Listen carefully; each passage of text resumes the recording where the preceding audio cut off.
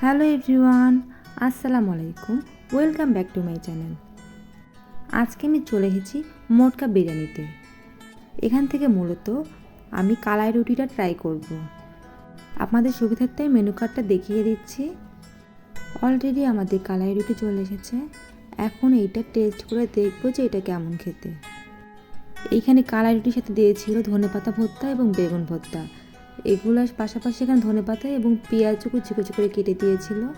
ফার্স্টেই আমি ধনেপাতা ভর্তাটাতে খেয়ে দেখবো যে এটা কেমন খেতে। ধনেপাতা ভর্তা দিয়ে খেতে আমার কাছে অনেক বেশি ভালো লেগেছে।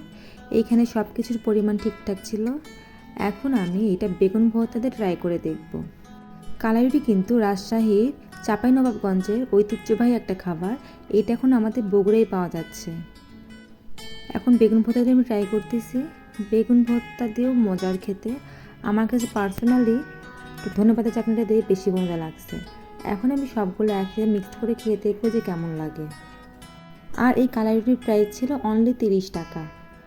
এটা কিন্তু হাঁসের মাংস দিয়েও খাওয়া যায়, বাট আমরা যখন গেছিলাম তখন হাঁসের মাংস অ্যাভেলেবেল ছিল না।